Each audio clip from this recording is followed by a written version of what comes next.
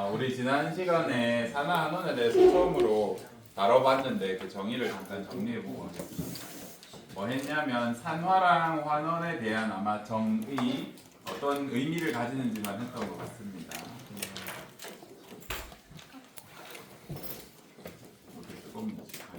산화는 무슨 뜻이라고 했어? 맞아. 전자를 어떻게 하는 거?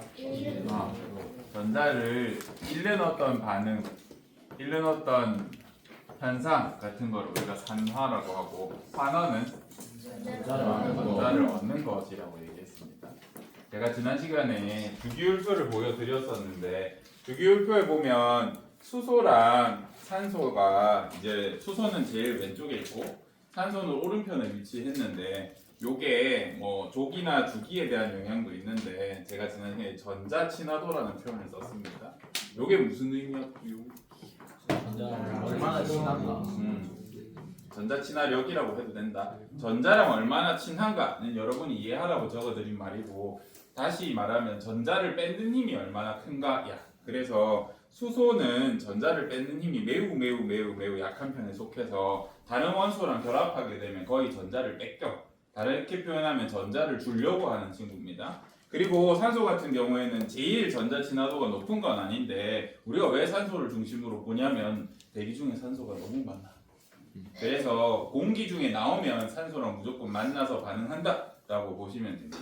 그래서 산소는 전자 친화도가 커서 다른 물질이랑 결합했을 때 무슨 짓을 한다고 그랬어?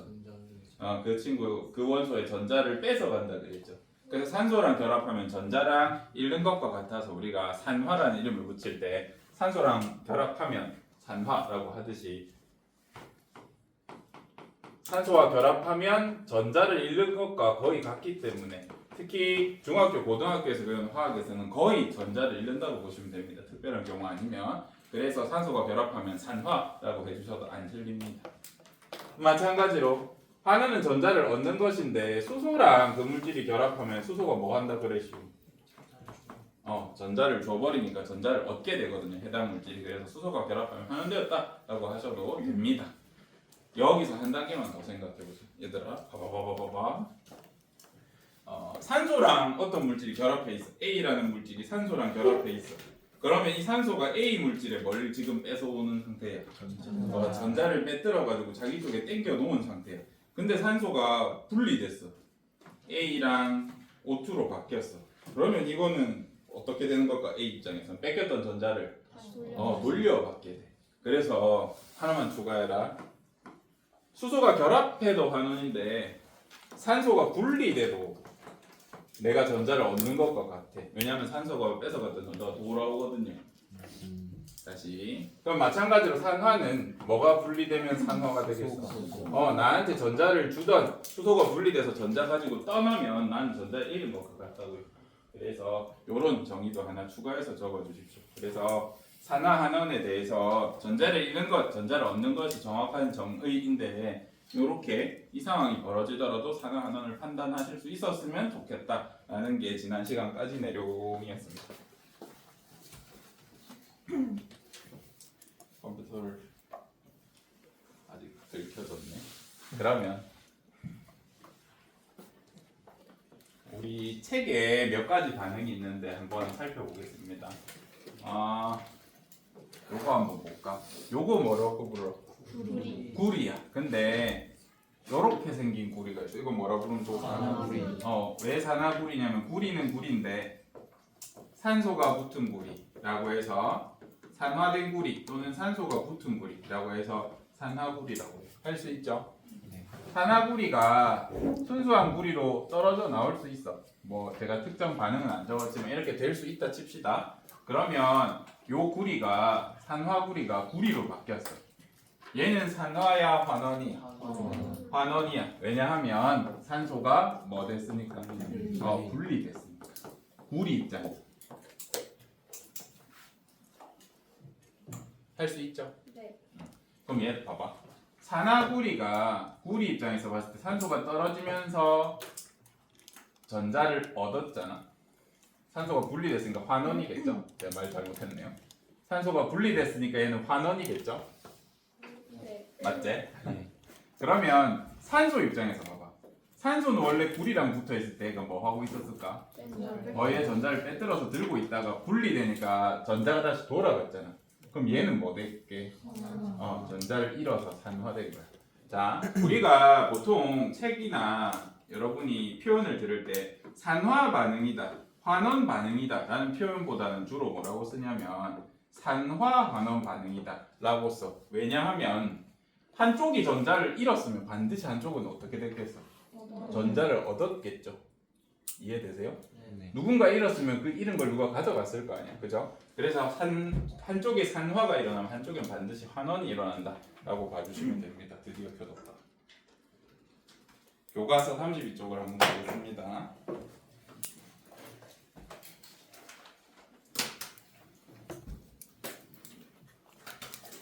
보시면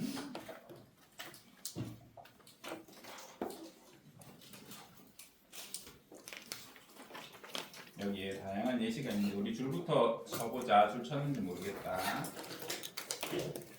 여기 혹시 줄 쳐져 있을까요? 34쪽 아직 줄 하나도 안 됐나? 여기 같이 줄 쳤시다.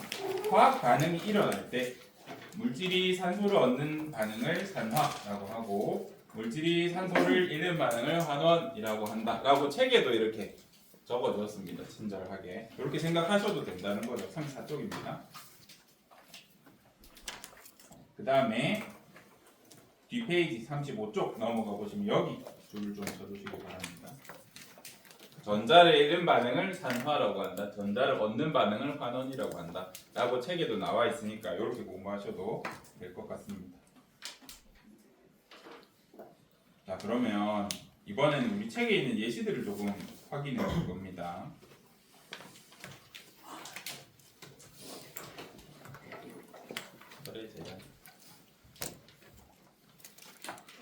철의 재련. 우리 지난 시간에 혹시 에리뇨 라니냐 하고 산화환원을 바로 했어? 아니면 산화환원만 했어요? 하고 했어? 진짜 정의만 했겠네. 재련이라는 걸 한번 봅시다. 여러분이 지금 현대인이잖아요. 타임머신을 타고 과거로 돌아갔다고 생각해봐봐. 그래서 석기 시대로 갖다 칩시다. 선사 시대. 여러분은 철이 센 걸 알아. 철광석을 발견했어.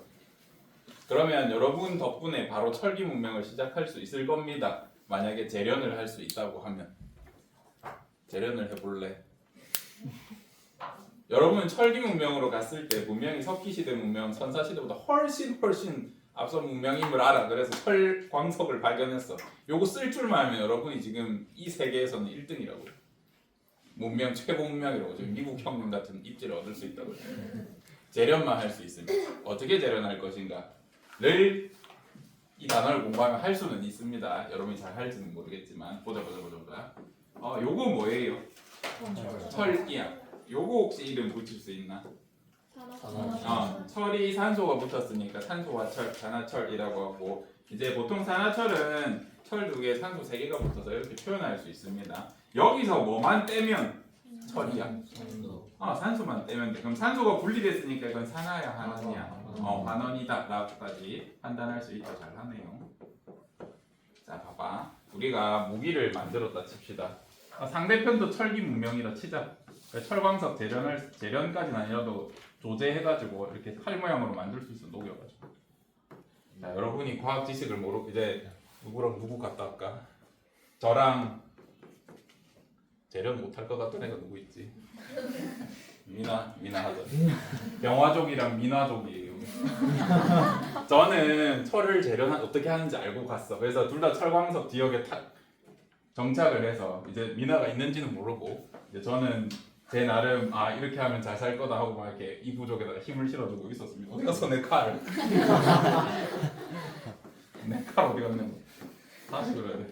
내 칼, 미나족 칼, 이렇게 했는데 저희 쪽 칼은 순수하게 철을 재련해서 이렇게 만들었다 칩시다. 근데 미나족 칼은 조금 문제가 불순물을 제거할 줄 몰라서 그냥 녹인 거야. 그래서 여기에 철도 있고 산화철도 있다 치자. 이 둘이 전쟁 나서 칼길이 빵 부딪혔어. 어느 칼이 이길 것 같아? 병화족 철이 이길 겁니다. 그럼 왜 그러냐라고 하면 제가 만든 철은 순수하게 철만 분리해서 만들었기 때문에 깡 하고 부딪혔을 때 여기부터 여기까지 균질한 원료를 썼어. 그죠? 그래서 파동이 전해질 때 징 하고 이 부딪힌 충격이 일정하게 퍼져나갈 겁니다.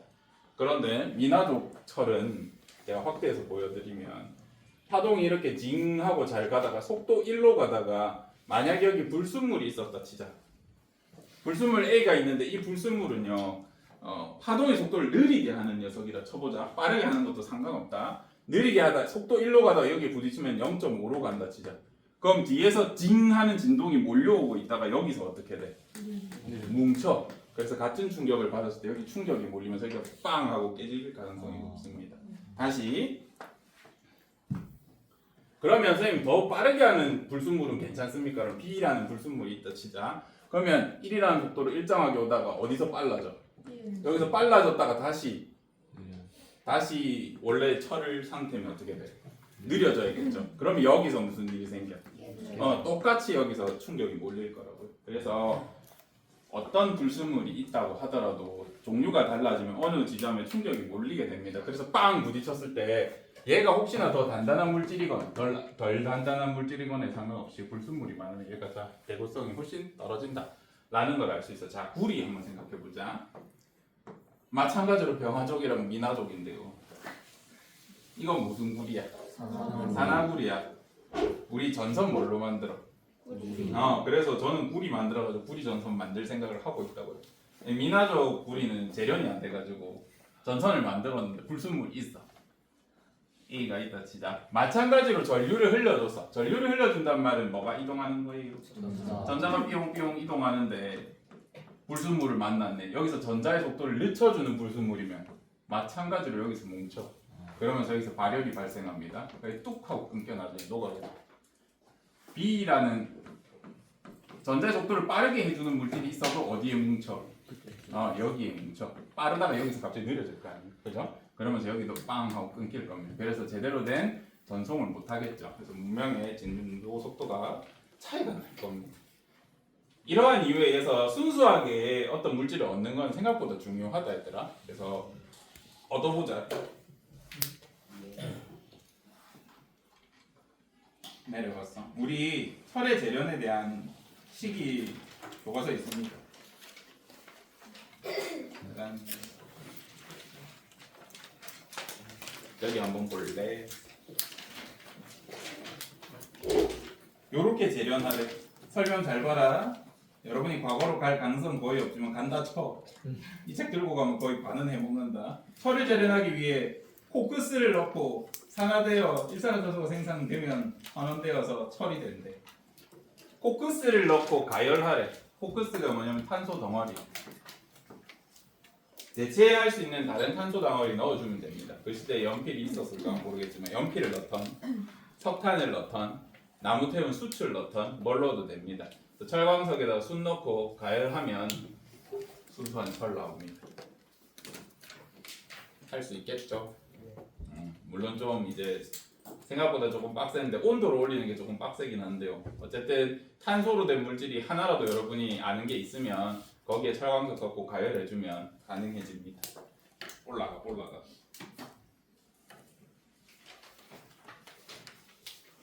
근데 신기하지 않니? 옛날 사람은 화학 지식도 모르는데 이거 어떻게 했을까? 그냥 해본 겁니다. 오만 방법을 쓰다가 어쩌다가 어떤 사람이 끓여본 거야. 먹을 수 있는가 싶어서. 뭐, 이유는 저도 모르겠습니다. 근데 이제 성공했겠죠. 남세균 한번 보자. 얘들아, 남세균 언제 등장했어? 너가 뭐 까먹었을 줄. 성캄브리아대에 등장해서 성캄브리아대에 남세균이 등장하니까 얘가 뭘 했어? 광합성 했죠. 하면서 뭘 발생시켰어? 근데 이 시대에는 아직 빙하기가 온 적이 없어서 지구가 거의 물로 꽉 차 있었어. 한계와 같이 막 이런 게 생기더라도 물이 더 많은 시대였는데 대기에 산소가 나가려면 여기서 발생한 산소가 최소한 뭐는 채워야 돼? 물을 꽉 채웠을 겁니다. 물에 녹을 수 있는 산소는 다 녹인 다음에 그 다음 어떻게 됐을까?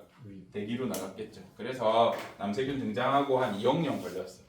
대기에 오존층이 생기기까지 꽤 오랜 시간이 걸렸죠. 자, 이때 당시에는 거의 다 땅이 물에 잠겨 있었고 철이나 무리 같은 것도 요 속에 있었겠죠. 근데 물에 남성균이 산소를 잔뜩 생성하니까 산소로 가득 찼어. 만났을까 안 만났을까? 만났어. 그래서 여러분이 볼 수 있는 대부분의 철광석이나 원석들은요 다 산화돼 있어. 산소랑 결합해 있습니다. 그래서 재련 과정이 반드시 필요합니다. 쌤이 계속 어려운 얘기 해서 미안한데 잘 들어봐야 된다. 왜냐하면 여기서 수능 나올 게 한 바가지라가지고. 보세요. 자, 결국 이제 뭐 PBL 수업하면서 제가 언급하는 걸 들은 친구도 있을 수도 있습니다. 저 결국 혹시 왜 빨간지 기억나는 친구 있나? 맞아. 그래. 이 파편적인 기억들이 있죠. 헤모글로빈이라는 어떤 녀석이 빨개. 얘가 왜 빨가냐면 얘 안에 철이 있어. 적혈구의 역할이 뭐예요? 산소 운반이야. 산소 운반입니다. 그러면 왜 빨갛냐라고 하면 얘는 산소를 어떻게 운반하냐면 적혈구 안에는 철이 들었다. 그래서 여러분 피 없을 때 철분 먹으면 피 늘어난다. 그래서 철분에다가 뭘 더해주냐면 산소 더해. 뭐 어떻게 돼 그러면? 산화철 되죠. 그래서 빨개. 산화철이 뭐냐면 쳐보자. 산화철이라고 치면 요런 거 뭐야? 티처비로 해도 그래서 지금 이게 뭐예요? 쇠사슬 녹슬었죠. 쇠사슬은 쇠덩어리로 만들었을 텐데 산소에 노출되다 보니까 노출된 부분이 산소랑 반응해서 빨개졌단 말이야.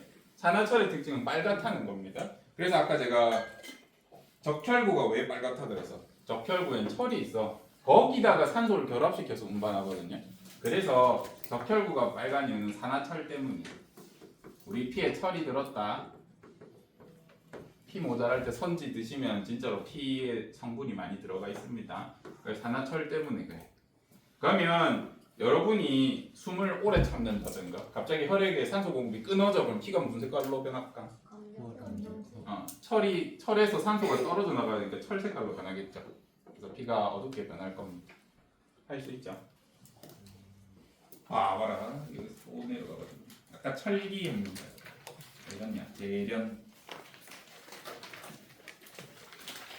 재련 얘기 해볼 겁니다.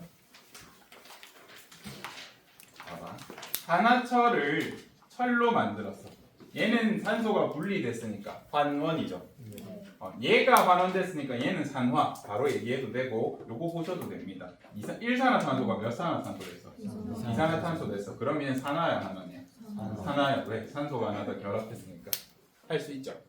이렇게 설명할 수 있으면 여러분이 다 잘할 수 있습니다. 자, 여기서 볼 건 뭐냐면 일산화탄소라는 가스가 도대체 뭐길래 어떤 특징을 가졌길래 이런 일을 시키냐라고 하면 얘는 이산화탄소가 되려고 노력해. 봐봐. 우리 공기 중에 일산화탄소가 많아, 이산화탄소가 많아. 이산화탄소가 훨씬 많아. 일산화탄소는 있으면 무조건 주변의 산소랑 어떻게 만나가지고 이렇게 되려고 그래. 왜냐하면 지금 우리 상온에서는 얘가 훨씬 안정적입니다. 이런 물질 주더라도 얘네 섞이면 무조건 CO2로 바뀌려고 해. 되게 불안정해서. 그래서 얘는 주변에 산소 있는데 얘가 결합력이 나보다 약하다 싶으면 무조건 땡겨가. 봐봐. 연탄. 여러분 할아버지 할머니 증조 할아버지 증조 할머니 세대는 연탄으로 난로를 피웠거든요. 보일러를 했습니다. 요거 할 때 연탄이 뭐냐면 탄소 덩어리 여기 불 붙인 거거든요. 그래서 여기 불 붙이면 공기 중에 산소랑 반응해서 뭐가 생기냐면 요거랑 요거 생겨. 요게 만약에 밀폐된 공간에 있는데 온다라고 하면 어떤 일이 생기냐면 봐봐. 우리 피 빨간 이유 뭐라 그랬어요? 얘 때문이야. 근데 얘가 뭐 한다고? 철에 있는 산소를 떼낼 만큼 산소 뺏어가는 힘이 커. 이 상태가 됐을 때. 그럼 여러분이 이렇게 자고 있는데 스멀스멀 일산화탄소가 들어와. 무슨 일이 생겨? 피에 있는 산소를 다 떼갑니다. 일산화탄소가. 그러면서 여러분이 신선한 공기를 맡아도 혈액에 있는 산소를 제가 다 뺏어가서 이산화탄소로 바꾸기 때문에 질식해. 산소를 빼앗기게 됩니다. 할 수 있죠? 다 할 얘기 많네. 연소가 뭐예요, 여러분? 그래. 뭐라고? 산소랑 결합하는 반응. 연소에 대해서 혹시 중학교 때 저는 배운다고 알고 있는데 여기 검색하면 ARC가 여러 가지 정보를 종합해서 이렇게 답변해줍니다. 연소는 물질이 산소와 빠르게 반응해서 빛을 내는 현상이다 라고 합니다. 그래서 연소를 한마디로 표현하면 이 단어는 아셔야 합니다. 연소, 불 붙는다. 우리가 일상생활에서 불이 붙으면 그게 연소다 라고 하면 틀림이 거의 없을 겁니다. 연소의 특징은 뭐야? 뭐와 뭐를 내? 빛과 열을 내. 어떻게 빛과 열을 냅니까? 라고 하면 이 산소라는 애가 전자를 뺏을 능력은 충분한데 평소에는 잘 활동을 안 해요. 얘도 꽤 안정적이거든요. 근데 한 700도, 780도 이상 넘어가잖아요. 그럼 얘가 이제 쪼개지기 시작해. 안정적으로 산소 기체였던 애들이 분리되기 시작한다. 그러면서 주변에 어떤 물질이 있잖아. 그러면 여기 있는 애들은 전자를 뺏기 시작해. 주변에 있다가. 그러면서 얘는 혼자 잘 사는 애였는데 갑자기 산소가 공격해서 여기 있는 전자를 다다다다다다 꺼내. 전자를 억지로 꺼냅니다. 그러면 얘 안에서 어떻게 전자가 잡혀 있었는데 억지로 꺼내면서 전자가 엄청나게 빠르게 다다다다다다 주고받아지거든요. 요때 마찰열이라든지 기타 전자 들뜸 애들이 때문에 열과 빛이 발생하는 겁니다. 연소는. 그래서 연소를 한마디로 정의하면 산소랑 반응하는 거예요. 주로 산소랑 결합하게 됩니다. 자, 이제 이 반응 다시 보자.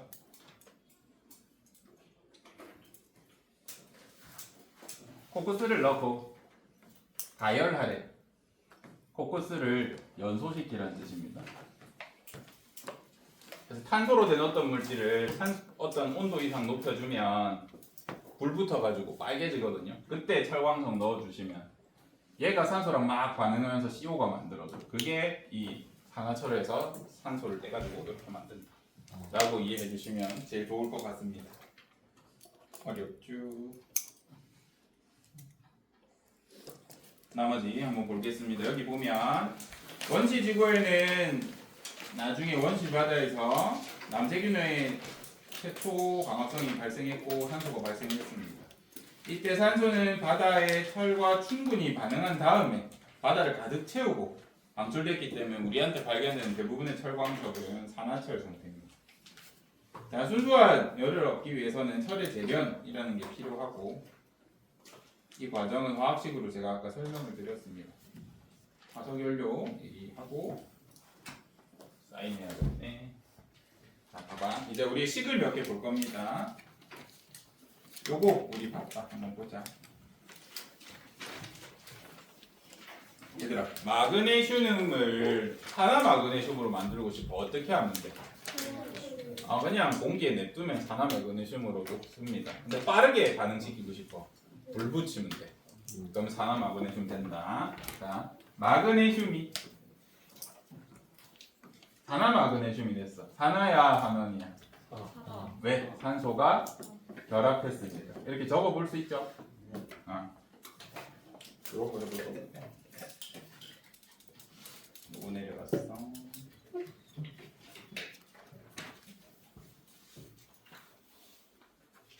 요거 좀 어려운 건데 한번 해보자. 메테인이 이산화탄소로 바뀌었어. 산화야, 환원이야? 산화야. 왜? 에 답할 거죠. 산소가 멀어졌어. 산소가 결합해서 산화다. 잘한 거다. 뭘 잃어서 또 산화를 할 수 있고. 수소가 분리됐어. 이 두 가지 근거에서 산화입니다 라고 하시면 맞습니다. 이러나 저러나 산소가 전자를 잃었습니다 라고 생각하면 돼. 얘가 산화니까 얘가 환원이다 해도 되고 이 식을 보셔도 돼. 왜 환원이야? 수소로 결합해서.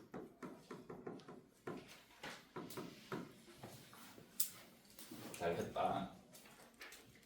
문제는 얘야. 여러분의 친구 광합성이에요. 우리 초등학교 때부터 광합성이랑 맨날 얘기했는데 여기부터 약간 헷갈려. 봐봐. 얘는 이산화탄소가 포도당이 돼. 산화야, 환원이야? 왜 환원이야? 수소가 붙어서. 근데 산소도 늘어난 것 같은데.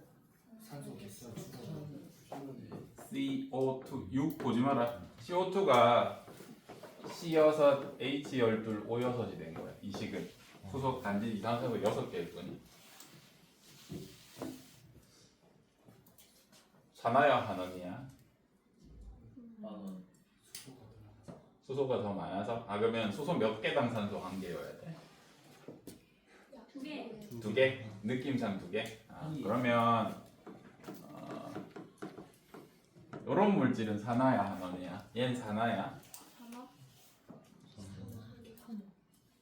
헷갈리죠? 네. 요거를 우리가 찾아볼 수 있는 방법이 크게 3가지가 있어요. 여러분이 앞으로 이런 문제가 많이 나올 거란 말이죠. 태어나서 보도 못한, 듣도 보도 못한 걸 수능에 낼 거라고 봤을 때 이게 산화인지 한화인지 판단할 수 있어야 됩니다. 먼저 레벨 1 나 얘 모르겠어. 그럼 뭐 보면 돼? 얘 보면 되지. 아까 산화 하나는 뭐라 그랬어? 세트야 세트. 그래서 물이 산소가 됐어. 이건 산화야 한원이야? 누가 봐도 산화지. 왜? 수소가 분리됐으니까. 맞죠? 네. 그럼 반대쪽 반원이겠지. 이렇게 판단하시면 틀리지 않습니다. 두 번째 해보자. 이산화탄소인데 얘 하나씩 뜯어보자. 얘는 탄소 한 개당 산소가 몇 개 있어? 2개. 2개 있어. 근데 포도당은 C여서 H12 O여섯이란 말이야. 얘는 탄소 한 개당 산소 몇 개 있어? 한 개 있어. 그러면 어떻게 볼 수 있어? 산소가 늘어났어, 줄었어? 줄었어. 줄어든 것 같은데. 다시. 얘는 탄소 한 개당 수소가 몇 개야?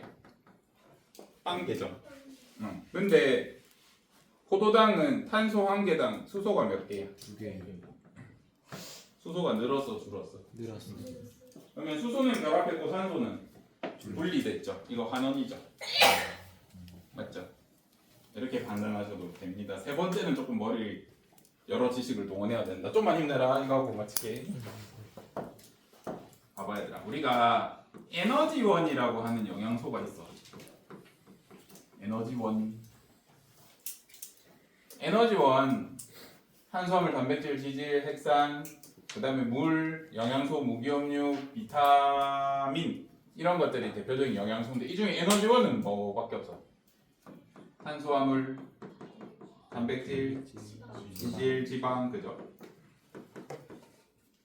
얘네가 어떻게 에너지를 내지에 대해서 이해하면 나중에 도움이 될 겁니다.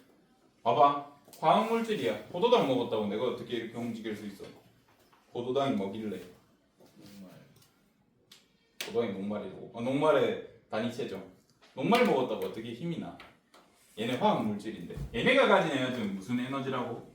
화학물질이라서 화학 에너지야. 어떤 화학 에너지입니까? 라고 물으면 얘네는 사실은 전자가 잔뜩 들어있는 애들.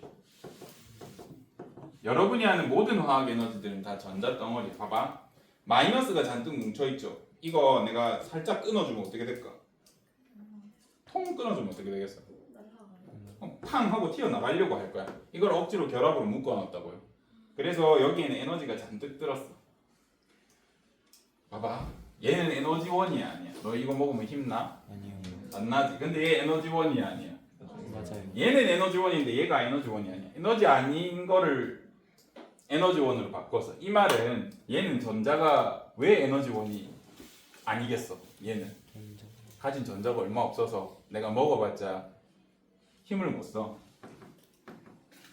통 끊어도 ting 이렇게 움직여. 그래서 도움이 안 돼. 근데 얘 같은 경우, 포도당 같은 경우에는 통 끊으면 팡 하고 날아가. 마이너스들이 모여 있으니까 탁 끊는 순간 탁 날아가는 이 에너지로 내가 지금 이렇게 움직이고 있다고요. 그래서 애초에 에너지원이다 라고 하면 화학 에너지 상태인 거고, 화학 에너지가 뭡니까? 라고 하면 전부 전자 에너지야. 얘가 에너지원이 아닌 걸로 에너지원이 됐단 말은 에너지원 자체가 뭐가 많다고? 전자가 많은 애요. 여러분이 태어나서 듣도 보도 못한 결합을 물어볼 수도 있어요. 또는 반응을 물어볼 수도 있어. 근데 에너지원이 아닌 게 에너지원이 됐어.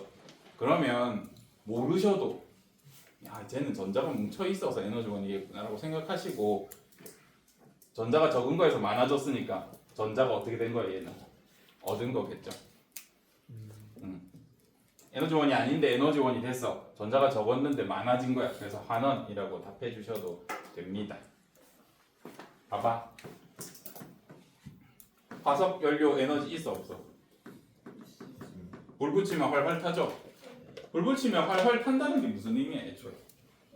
연소가 일어났다는 소리고 산소가 뺏어갈 전자가 많다는 소리야. 이해돼요? 응. 그래서 얘 에너지 많아. 이산화탄소로 화석 연료 만들었어. 이거 산화야 한원이야. 식도 안 줘도 돼. 전자가 여기가 많아요. 전자를 얻었겠죠. 한원이라고 바로 답할 수 있을 겁니다. 다시 그러면 한 개 더 어려운 거 해보자. 단백질을 뭘로 만들어? 아미노산으로 만들죠. 둘 다 에너지원이다. 근데 내가 아미노산을 단백질로 합성했어. 얘가 에너지 많아, 얘가 에너지 많아? 단백질이 에너지 많죠. 에너지 많다는 말이 무슨 뜻일까? 전자가 많다고 이해하시면 된다고. 얘는 그럼 산화야, 한원이야? 한원이다. 음층의립제. 오늘은 여기까지 하겠습니다. 녹화를 끊어두시고.